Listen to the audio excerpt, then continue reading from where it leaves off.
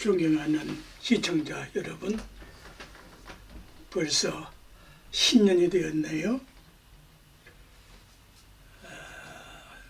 새해에도 건강 행복하시고 만사 형통하시기를 기원합니다.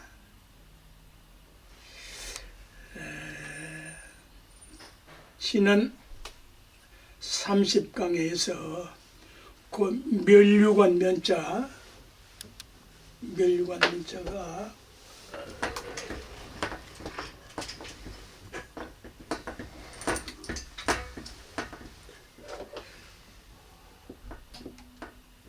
제가 이렇게 썼는데요. 여기 하나 더 들어가야 돼요. 멸류관 면자는. 그리고 알파 오메가라고 할 때 그것도 역시 제가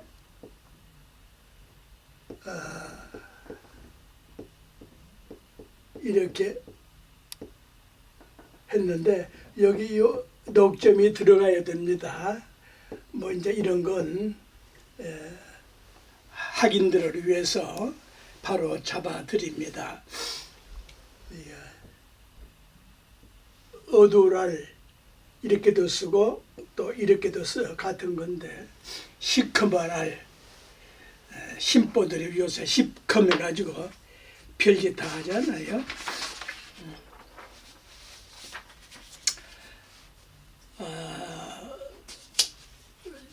그 31강에서 번뇌 번자 설명과 연결을 해서 번뇌의 뇌자 뜻을 깨치면은 번뇌에서 벗어날 수가 있다. 제 32강이 되겠습니다.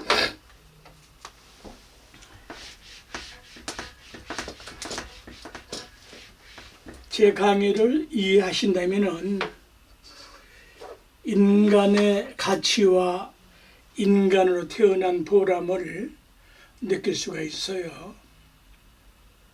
이 번뇌에서 벗어날 수 있는 그 법칙이 이 글자 속에 다 들어있다니까요. 이걸 제가 발견을 했다 이 말입니다. 그냥 번뇌에서 이제 뇌자 합쳐가지고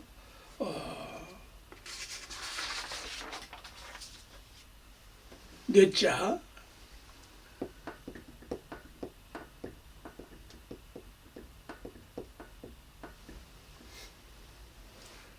번뇌할 뇌 고달풀 뇌자. 왜 상노병사에 시달리고 고달프냐? 이 번뇌 망상 때문에 그렇거든요. 정신을 어지럽게 해서 이건 이제 뇌신 그래요.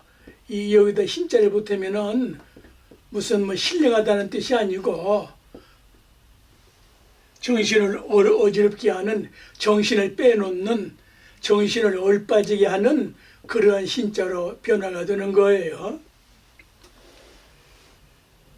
정신을 어지럽게 해서 뇌신께 해서 괴롭고 고통스럽게 한다는 말이죠. 그것이 끊임없이 엄습하는 것이에요.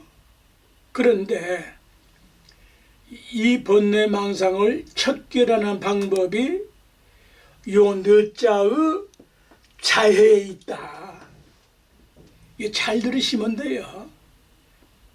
이런 설명을 처음 들으시니까 생소하지만은 조금만 좀 이렇게 귀를 기울여서 깊이 심찰을 하면은 그냥 그 어려운 게 아니란 말이에요. 뭐 그냥 병이 들어서 그냥 죽을 지경인데 의사나 약사는 그 별거 아니잖아요. 진단만 정확하면. 그 마찬가지예요. 그 법칙 원리를 모르니까 괴롭고 고통스러운 거지. 알면은 그거 뭐 처방할 수가 있는데 뭘 걱정하시겠어? 할 게 있어요? 번뇌를 척결하는 이 뇌자의 법칙 중에 자해가 있는데 무슨 자냐? 아주 쉽단 말이에요.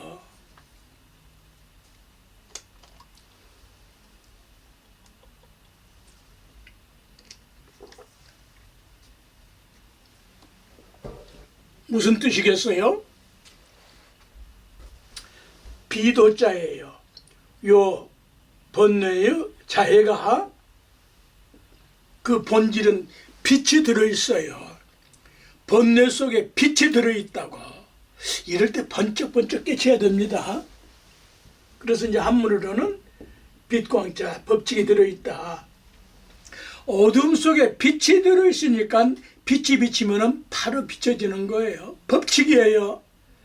이 더러워진 옷이 세탁이 되는 것은 그 때 속에 때가 빠질 수 있는, 더러움이 빠질 수 있는 성질을 가지고 있다고요.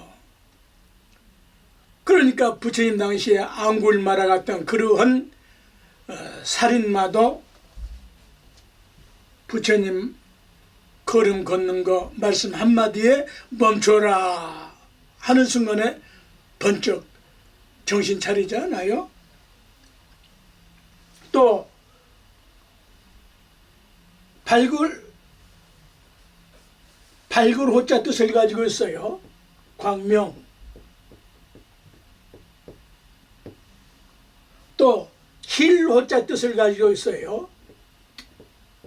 빛의 본질은 하얗지 않아요? 또 깨끗할 호, 청결할 호, 전체를 합쳐서 하늘 호자 뜻을 가지고 있다. 이 법칙에서 이탈을 했기에 번뇌망상이 일어난 거예요. 하늘 호자. 또 비유를 들기를 별 이름 호자 뜻을 가지고 있어요. 별 이름 별 이름 중에 그 무수한 별 중에 무슨 불? 해성, 꼬리별.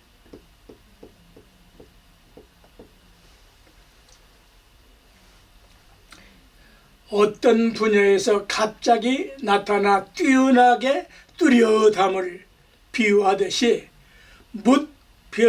별들 중에 뛰어나게 뚜렷함을 나타낸 말이다.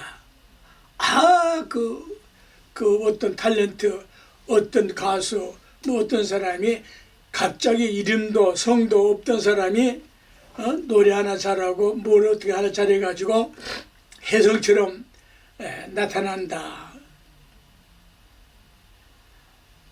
그걸 또 이 혜성을 천문학까지 천체학까지 다 공부하셔야 되는 거. 이게 미성이라도 한다. 미성, 꼬리미. 이 꼬리미자 자해가 깊은 뜻을 가지고 있거든요. 은멸미자 뜻을 가지고 있잖아요. 또 기성,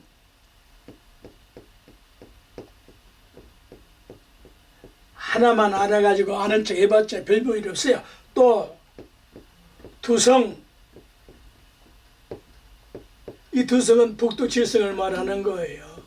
머리별. 이걸 또 통칭 중성이라고 한다. 중성. 이렇게 여러 가지 뜻으로 쓰고, 특히 요 중성이라는 요 말은 가운데 별이라는 말이 아니고, 한번 말씀을 했는데, 해가 질 때와 돋을 때 하늘 정남쪽에 보이는 별처럼 뛰어난 사람으로 살고 또렷또렷하게 살란 말이에요. 특히 참선에서 화두가 또렷또렷해야 되거든. 그게 중성의 경지예요. 중성에. 이러한 별들은 죽고 사는 생사가 없다는 것을 비유한 말이다. 영원히 밝은 빛을 해질 때와 해 돋을 때에 천체에 떠오른다 이 말이에요. 그 인간의 본성도 그와 같다 그런 뜻입니다.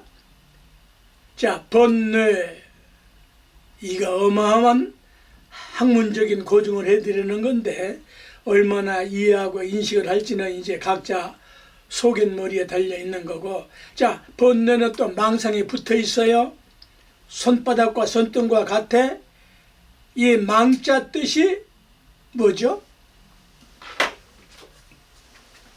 번뇌 망상. 이거 정리하는 거 깨닫지 못하면 못하는 거예요.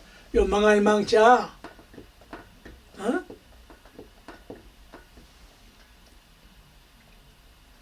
망령 뜻말 망, 허망할 망, 법에 어긋날 망자 뜻이 있어.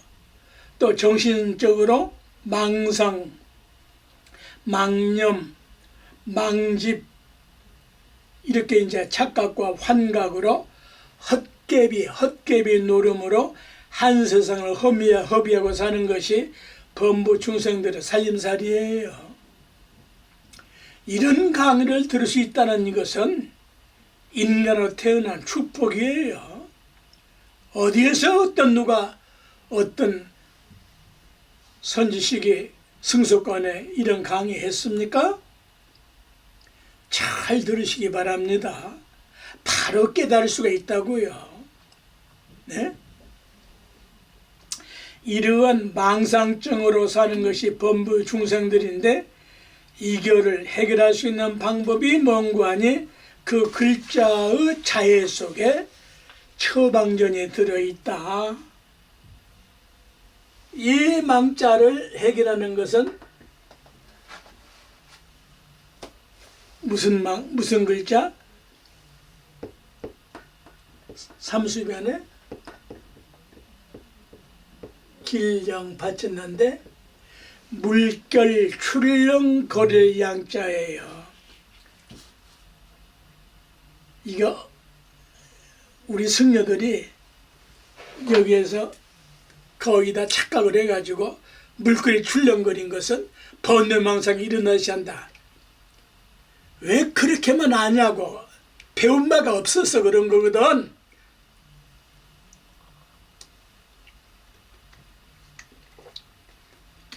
이 망령들 망자의 자해가 물결 출렁거릴 망자는 깨끗한 물결이 출렁거릴 때에 그 빛이 그게 생명의 빛이란 말이에요.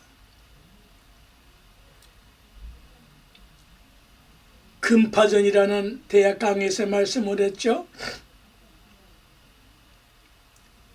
금빛처럼 찬란한 달빛이 비친 물결이 빛나는 그 상태가 사무사여.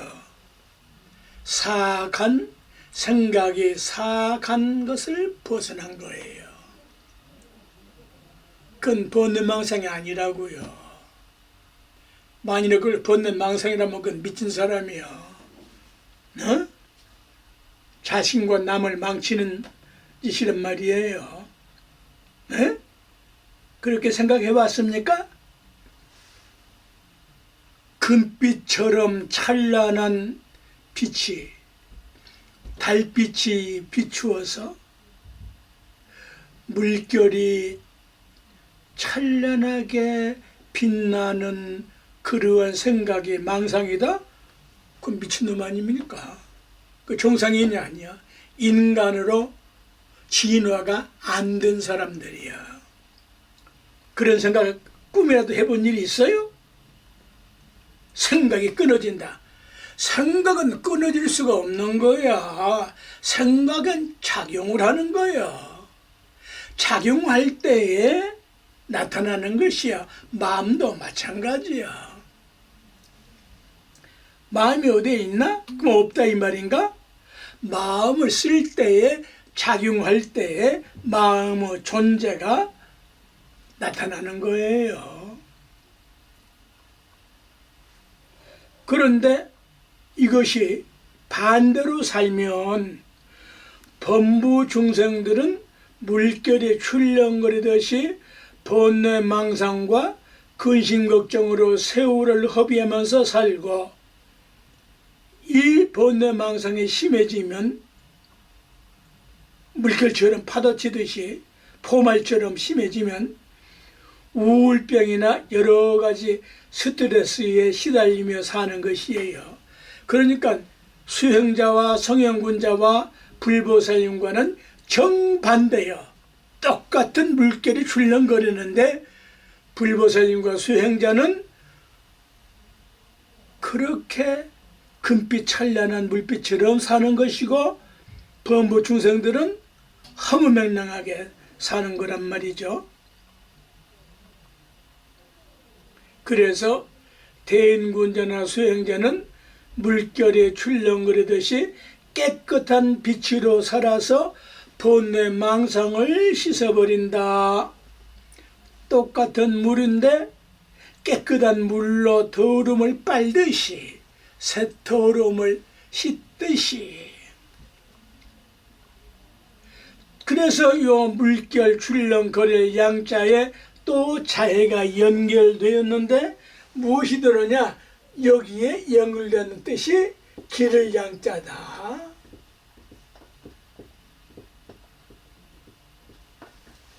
양심을 기르는 거예요. 요 기를 양자로 번뇌망상이 물결 출렁거릴 양자로 변환이 되고 물결 출렁거릴 양자가 기를 양자로 변환이 돼서 연결이 되면은 범부나 성인이 똑같이 양성을 할 수가 있는데 자기의 천성, 하늘천 성품성, 본성, 참진 진성, 또 신령하신 신성, 가장 위대한 뜻은 깨달을 불자 불성, 자기 불성을 길러 자라게 성숙시키고 향상케 하는 것이다. 이거 이제 구체적으로 이제 염불, 주력, 참선 온갖 방법이 있는 거고, 유교에서는 이걸 양기라고 여기다가 기온기자를 보태가지고 이게 또 기온기자예요. 양기로 호연의 길을 기르는 수양법이 있고, 그 유교에서는 이제 보편적으로 수양이란 말을 많이 써요. 불교에는 수행으로 많이 쓰고 엇비슷 하지만은 도교에서는 몸과 마음의 길을 기르는 수양법이 있고, 불교에서는 양기를 깨쳐서 요 깨달음이 불교의 전문성이란 말이에요.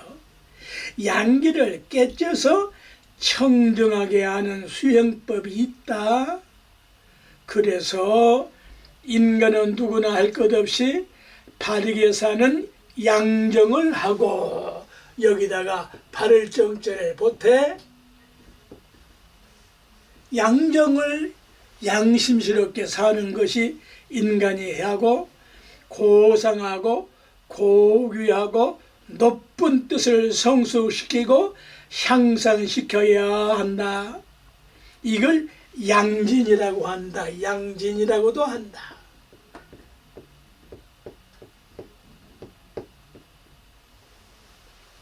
하나만 깨달으면 다 통용이 된 말들이에요. 자기의 천성, 양심, 진성을 기르는 것이요, 덕을 닦아 인격을 함양하는 것이다. 어떤 누가 본 이 망자를 가지고 이렇게 확실하게 학문적으로 증거를 제시한 일이 있느냐 이 말이에요. 네? 오늘부터 이제 시무식을 할까 아닙니까? 이렇게 사는 거예요, 인간이라고 하는 것은. 네? 자, 번뇌망상의 상자는 무슨 뜻이냐? 번뇌망상의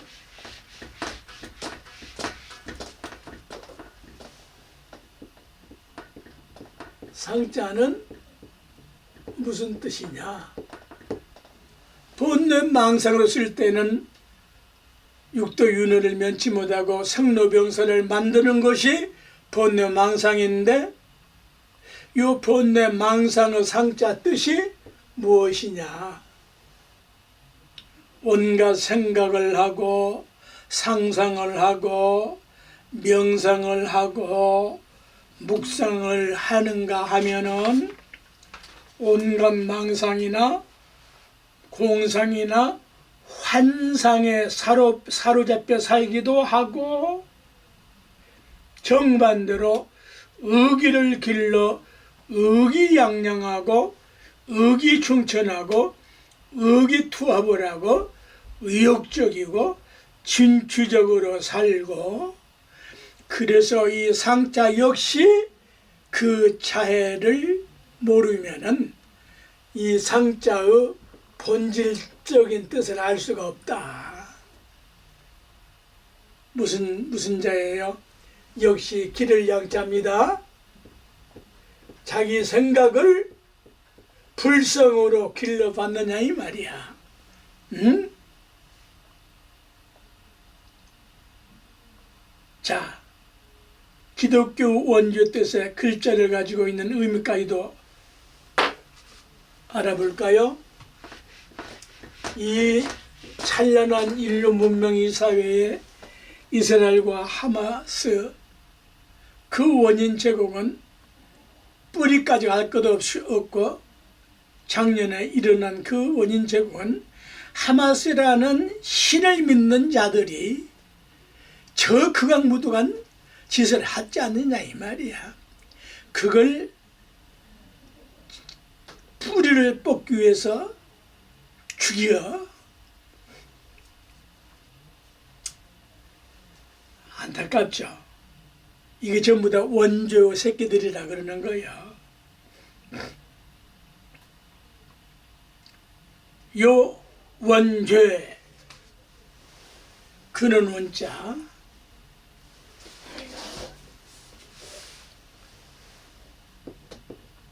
원자, 이거 근원 원자가 역시 이놈의 원조라고 해가지고 인간은 태어날 때부터 원조를 졌다고 이제 기독교에서 이제 주장을 하는데, 요 근원 원자 뜻을 알면은 원조에서 벗어날 수가 있는 거예요. 으뜸 원자예요.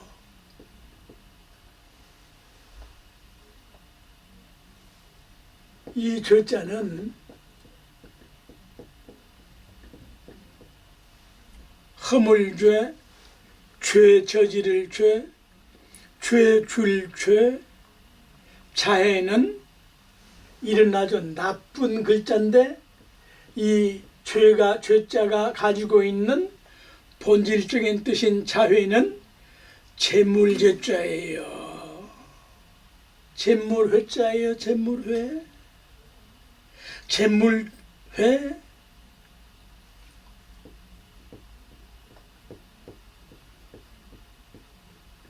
재물회. 선사할 회자 뜻을 가지고 있어. 이 죄자에 무슨 놈의 선사가 들어가냐고.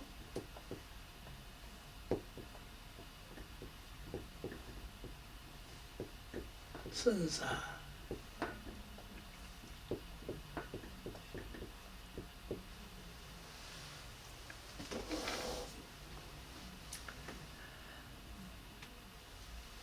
지난 강의에 말씀을 했지만은, 사람이 태어나는 것은 살기 위하여 태어났는데, 그래서 그걸 생업이라 그러잖아요. 다 살기 위하여 온갖 일을 하고 직업을 갖는 거 아닙니까?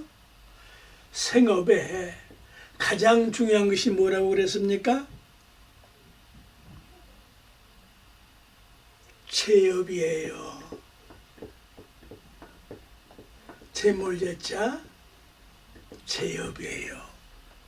이 제업을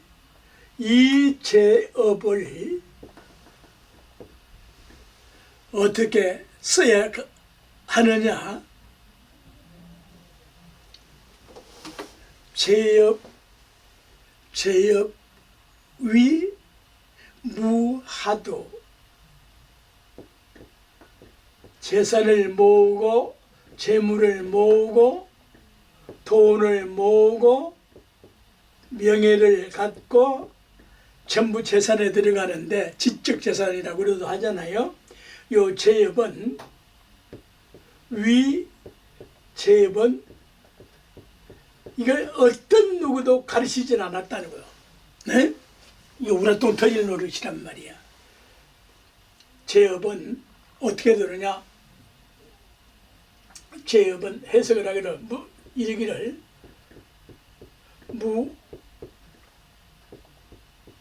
무하도 이렇게 쓰나?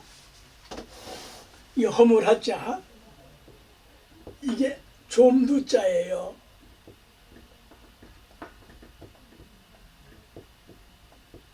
좀 먹는다. 제업은 재물, 재산, 명예, 지적 재산 모든 인간이 살기 위한 이 생업을 하기 위해서 재산이 필요한데 그 재산을 잘못이 하자가 발생하지 않게 하고 좀 먹지 않게 하라고 했다 이 말이야. 돈에 대해서 재산 재물에 대해서 이렇게 나와 있음에도 이렇게 가르친 사람, 가르친 곳이 있습니까?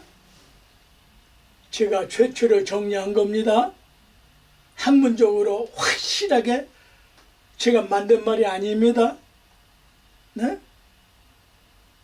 이렇게 가르치지 않고 우리 절집에서 재석지원은 심어 독사하다. 재물과 여자는 특히 독사보다 더 심하다. 심지어는 독사의 아가레다가 지 착숭이를 집어넣을지언정 여자의 관계를 하지 말라. 이건 너무지. 이건 나무지 말이야. 어떻게 해서 자기가 태어났는데 그땐 그렇게만 하냔 말이야. 재물과 색은 그 본질 자체는 아무런 잘못이 없단 말이에요. 잘못이니까 그렇지. 아니 부처님을 낳고 공자님을 낳고 명자님을 낳고 예수님은 동경유로 낳았다고 하는데 그러면 예외로 칩시다.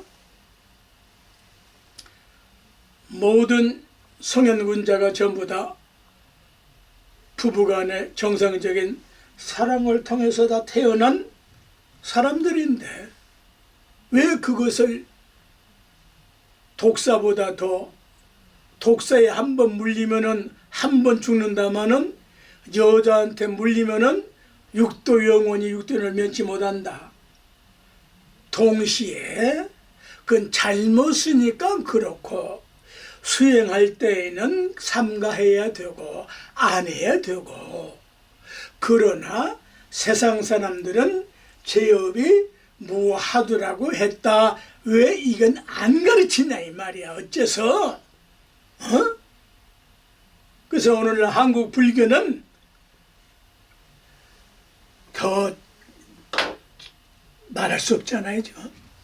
네?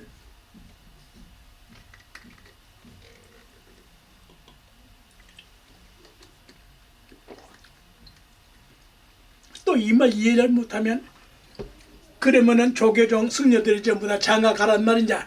그런 무지막지한 또 그렇게밖에 이해를 못하냐 이 말이야. 그렇게 그건 너무 핫발이 아니냐. 머리통이 썩어서 좀이 먹어서 그래. 내 말이 지금 그런 뜻입니까? 보편 타당성을 말하는 거란 말이에요. 네? 누가 조계종 승려 보고 장가가라고 했어요? 언제 내가? 또 갈 사람이라면 성적을 반납하고 나와서 가면 되는 거지. 그러니 이 선물 회자에 죄를 벗는 방법이 있다니까요. 이 선물한다는 선물 회자인데, 포상한다는 말 했죠? 지난 강의에. 죄를 벗고 죄를 미연에 방지하고 허물을 벗는 방법이 처음부터 선물하고 칭찬하고 기리고 공경하고 섬기고 받들고, 그렇게 하면은 포상하고 칭찬하고 기리고 받들고 그런 사람이 죄를 짓겠습니까? 제가 그걸 보려고 본 것이 아니고 10년간 길러준 그 의붓 어머니를 그렇게 모질게 죽여서 그래야 되겠습니까? 설사 그 어머니가 잘못해서 길렀다고 칩시다. 그러나 그 어머니가 아니었으면 제가 어떻게 살았기에, 그 나이가 됐기에 그런 무지막지한 짓을 합니까? 참으로 선물을 포상할 때 이 포자, 상대를 대접하고 대우하고 칭찬하고 기리고 선물하고 선사하고, 이게 무슨 뜻이냐 하면은, 죄를 지었으면은 그 탕감하기 위해서 삭치는 방법이 선사하는 것이에요. 그러면 죄를 짓고 돈으로 탕감을 하는 것이냐? 그러한 방법도 하나 들어가지만은, 처음부터 태어나서부터 이렇게 물질을, 돈과 물건과 물질, 재산, 이것을 이렇게 가르쳤더라면은 죄를 미연에 방지해서 죄를 짓지 않기 위한 방법이라는 소리예요. 삭치다, 삭혀버린다, 지워버린다, 지우개로 지워버린다. 그렇게 해서 서로 친근하고 애정으로 존경해서 기쁘고 즐겁고 행복하도록 하는 것이다. 이 뜻은 죄를 저지르지 않기 위해서는 평소에 그렇게 살라는 말씀이거든요. 서로 기쁘게 하고 즐겁게 하고 행복하기 위해서는 서로 존경하고 공경하고 선물로 선서를 하면 죄를 저지를 수가 없기 때문이다. 이렇게 살면 모든 죄를 예방하고 방지할 수가 있는 방법 중에 하나다. 그래서 어려서부터 이렇게 가르치고 배워서 터득이 되면은 이야말로 사람으로 태어난 보람인 것이다. 불교에서는 불보살님의 은사로 모든 죄업과 죄악을 소멸시키는 것을 은사멸조라고 한다. 천수경에 나온 말이에요. 은사멸조. 불보살님은 우리 중생들에게 조건 없이 무주상 모시로, 은사로, 부처님 은혜로, 은사, 이 불교의 전문 용어인데 아는 사람이 드물어요. 네? 기독교에서는 적극적으로 쓰고 있는데, 은사멸조, 불보살님의 은사로, 은혜로 죄를 소멸해 더러워진 옷을 세제를 넣고 세탁을 하면은 때가 빠지듯이 불보살님의 명호 속에는 그러한 성분과 성능을 가지고 있기 때문에 가능한 거예요. 기독교에서는 이걸 성령 은사라고도 해요. 자, 자연의 법칙은 위대하다. 지금 32강으로 반야심경, 깨친 반야심경을 지금 종강을 하려고 합니다. 아주 중요한 예를 하나 들어볼까요?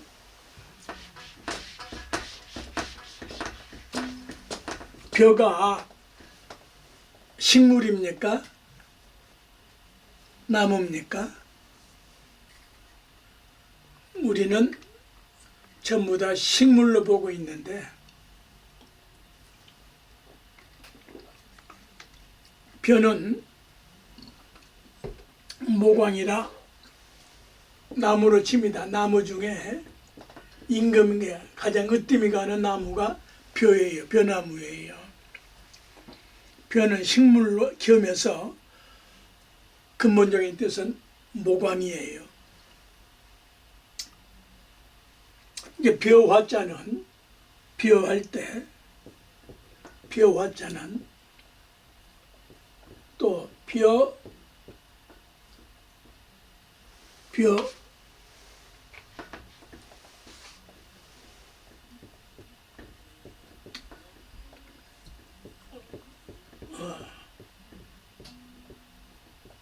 벼도자. 벼는 나무 중에 임금이 왕으로 치는데 인간이 먹고 사는 열매가 달리는 벼나무이기 때문이에요. 이게 정확한 벼에 대한 명칭이에요. 거두절미하고 제가 지금 법칙을 지금 고증해 드리고 싶은 것은 벼 이삭 나달이 몇 개일까요?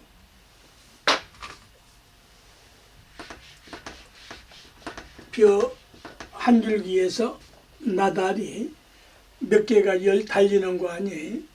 256개가 달린다. 이건 법칙이에요. 우리나라 벼는 그래요.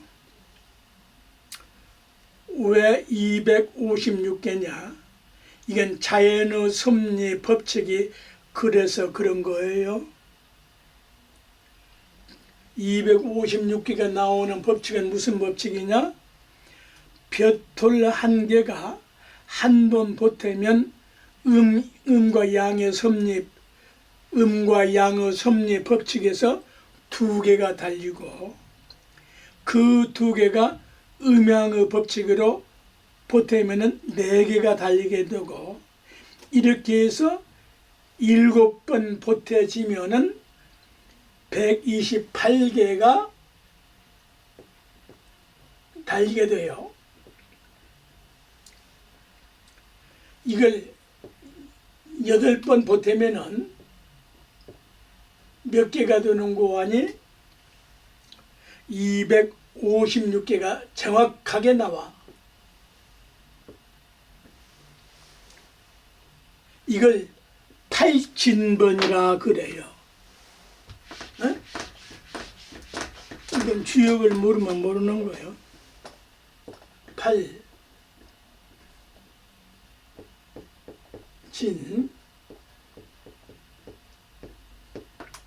번 팔진번이라고 그래요.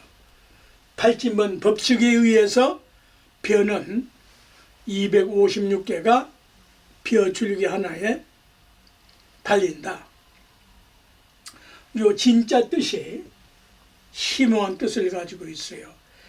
톡톡할진, 톡톡, 배가 톡톡 떨어지거든. 익으면은. 엉길진, 하늘과 땅과 사람과 자연의 원소가 벼톨에 엉겨서 벼가 되고 껍질을 까면은 쌀이 되는 거예요. 그게 맺을진, 엉길진, 맺을진, 톡톡할치, 톡톡할치, 톡톡할치, 배가 톡톡 떨어진다고 할 때는 요 치자를 쓰는 거예요.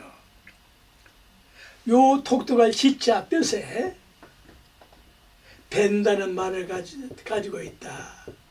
여기에서 벨 치자 뜻인데, 벼가 벼 포기마다 이삭에 베었다. 벼 속에 알이 들었다. 배 속에 아이나 새끼를 가지다. 어머니가 아이를 가져도 벼에서 나온 뜻이에요. 아이를 베다. 그만큼 벼가 중요하다는 뜻이거든요. 들어차다, 아기를 베다, 새끼를 가지다, 들어차다는 등의 뜻을 가지고 있다. 벼톨이 256개가 달린다는 천지자연의 법칙이 놀랍고 위대하지 않는가? 이걸 성현들이 그 벼를 심어서 보고 결실을 얻을 때에 왜 256개가 달릴까? 그 법칙 원리를 깨달으셨기에 주역에서 이렇게 80번 말씀을 해놨다. 이럴 때 영혼의 눈이 크게 떠져서 천지자연 우주 만유를 보는 안목이 열려야 한다.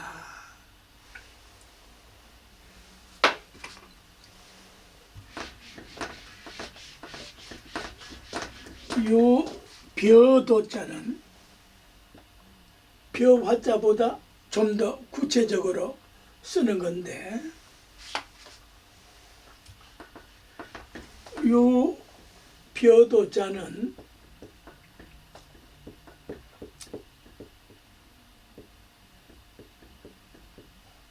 이건 찰벼도자가 있어요. 찰벼도자를 말하는 거예요. 요 벼도자가 벼가 여러 가지 종류가 있는데 찹쌀, 찰벼를 말하는 것이다. 번수 몇 번 할 때, 이 번수를 든다 할 때 8번 번을 들어서 256개가 달리게 된다. 그러니 인간도 자연의 법칙처럼 섭리대로 살 것이다.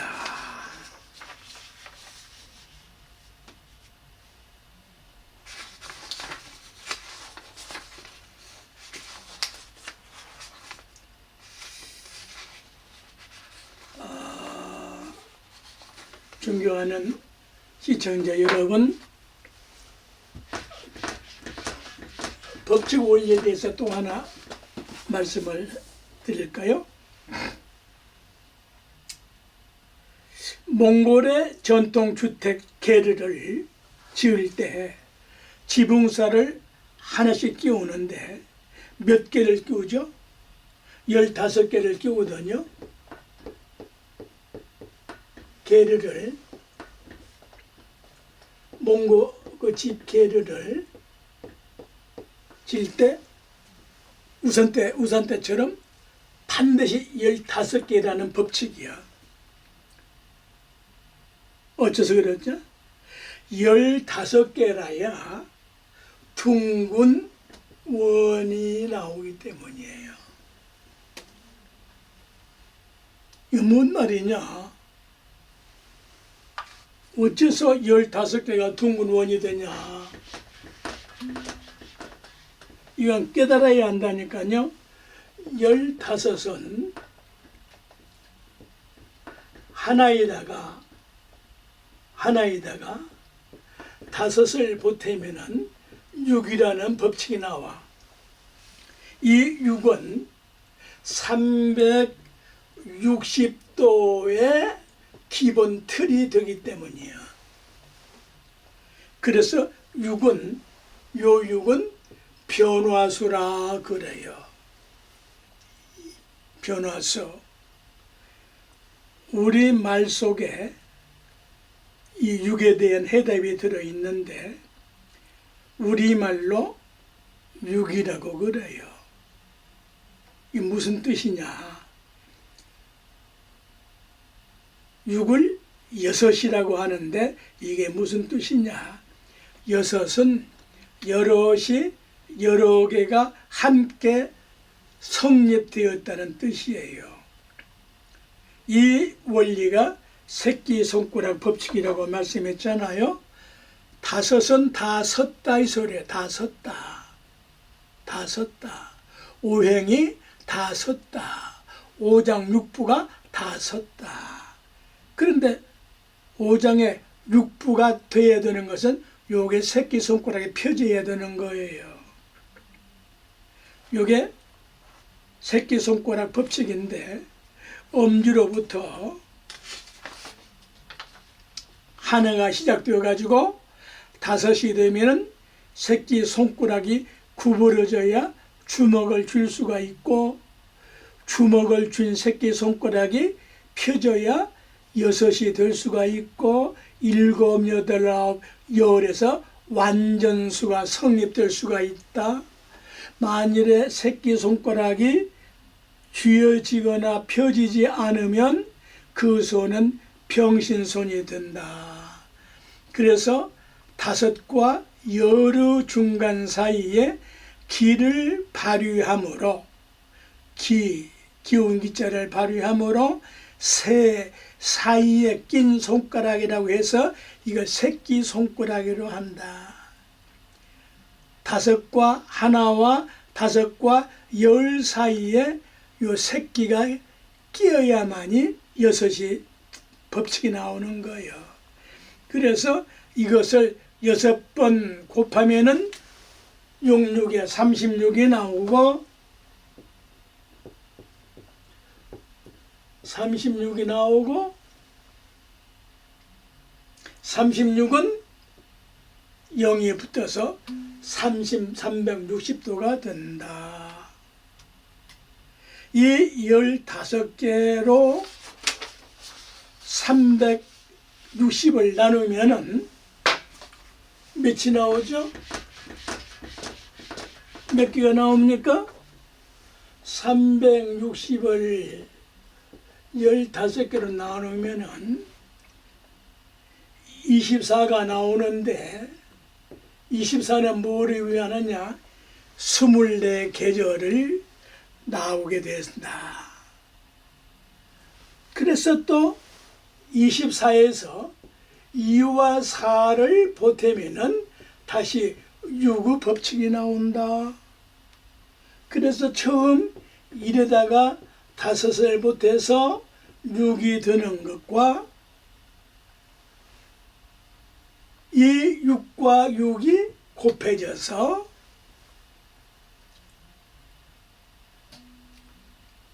결국은 360이 되는 법칙 원리로 15개래야만이 요 계류가 완성될 수가 있어요. 안 무너지고 오래 가는 거예요. 또 하나 비유를 들까요?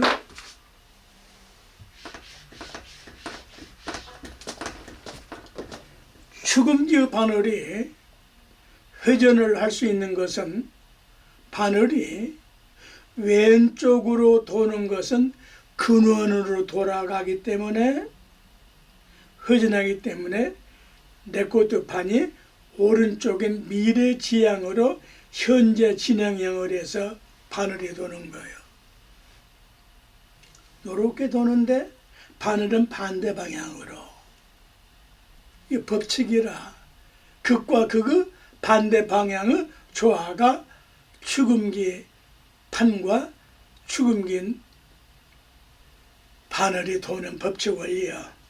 그래서 원시와 미래는 둘이면서 하나요, 하나이면서 둘인 것은 불변의 법칙인 것이다. 그래서 양극인 플러스 극과 마이너스 극이 조화를 이룰 수가 있는 거예요. 그래서 사람의 마음도 그 순간순간마다 마음으로 움직이는데 순간 찰나도 고정되지 않고 스파크가 일어나서 마음이 발산하는 것이에요. 그런 마음을 집중시키는 것이 여러 가지 수행법을 불교에서는 가지고 있다. 다 깨달아서 확인된 것이 84,000가지 방법이에요. 그 중에 줄여서 108,300가 나오고 또 줄여서 연불주력, 참선, 강경, 예배 여러 가지가 나와. 그래서 모든 인류는 저마다 자기 업에 따른 병환에 시달리면서 사는데 그런 병통을 그런 병질에서 병환에서 벗어날 수 있는 법칙이 연불이요 주력이요 참선정지 등 다양한 수행법을 불교에서는 가지고 있다. 존경하는 시청자 여러분, 반야심경 강의를 매듭지으면서 종강을 하면서 가감승제의 건강법을 선물로 드리겠습니다.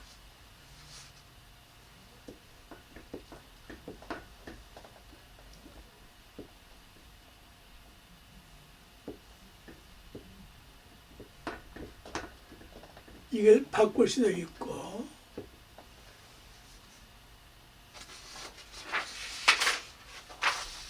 가감승제 건강법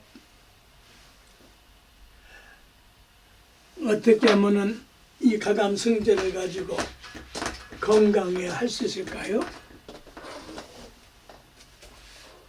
나이는 뺄셈으로 처리들게 하고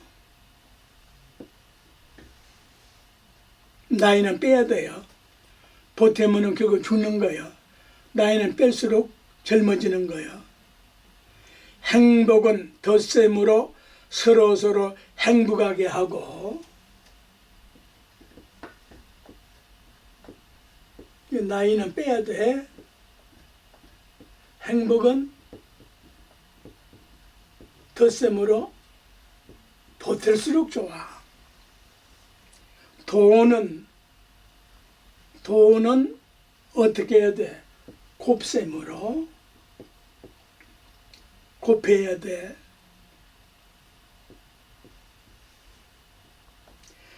사랑은 어떻게 해야 돼? 사랑은 나눗셈으로 사랑은 나누는 거예요. 나눌 줄 모르는 것은 사랑이 아니다.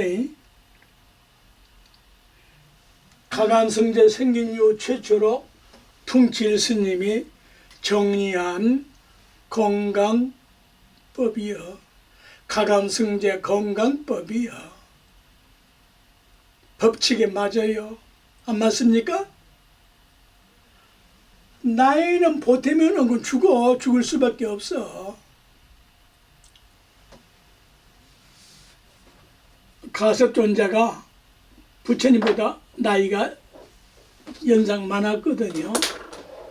그런데 하도 부처님께서 거류가시니까 농담을 했어요. 농담 따먹기를 했어요.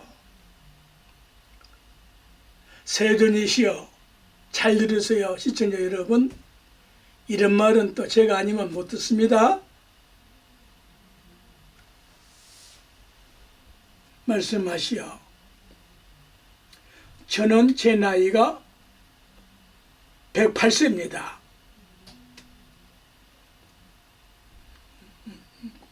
부처님께서 끄떡끄떡 자기가 108세라면 108세지.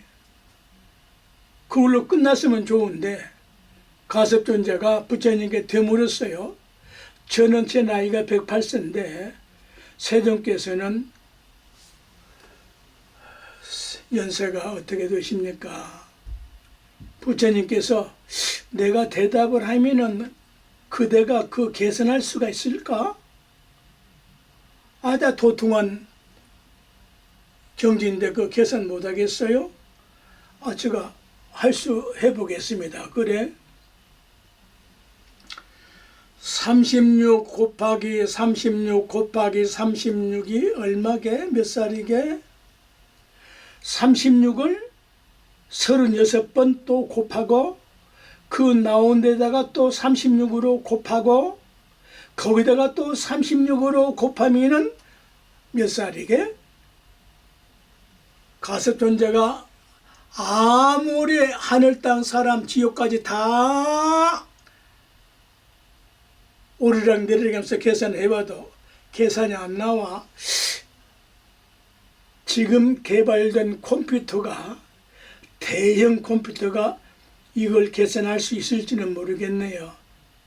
제가 가지고 있는 스마트폰이나 계산기로는 이 계산이 안 되거든요. 한번 수학자들께서 또 아니면 공학 박사들께서 한번 계산해 보세요. 부처님 나이는 36 곱하기 36 곱하기다.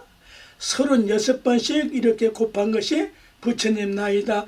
몇 살이 나올지 한번 아시면은 저에게 탁말을 해서 가르침을 주시기를 바랍니다. 시청자 여러분들께서 한번 계산해 보시겠어요?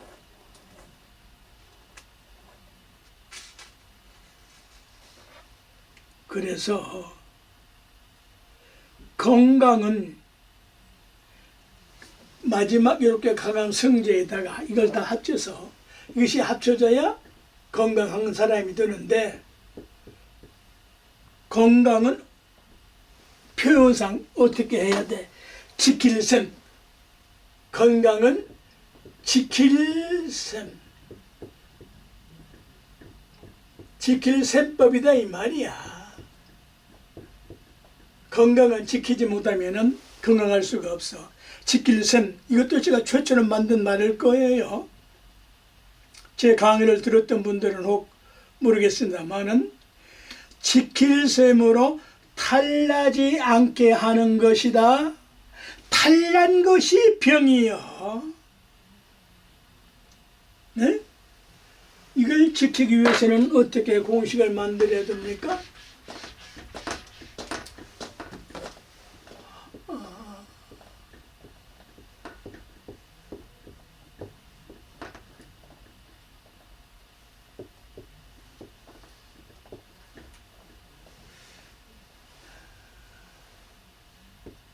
이해하시겠죠? 가간성제에서 왜 나이는 빼앗냐? 나이는 보태면 결국 늙어 죽어. 나이는 빼고 살면 영원히 청춘이니까 나이는 빼고 살아라. 나이는 잊고 살아라. 그동안 32강까지 제 강의를 시청해 주신 존경하고 존귀한 시청자 여러분, 또 이 강해가 살아있는 한, 없어지지 않는 한 시청자 여러분께 깨칠 수 있는 동기부여가 되기를 축원하고 합축합니다. 제 다음 강의는 바로 깨칠 수 있는 통치심 강의를 하겠습니다.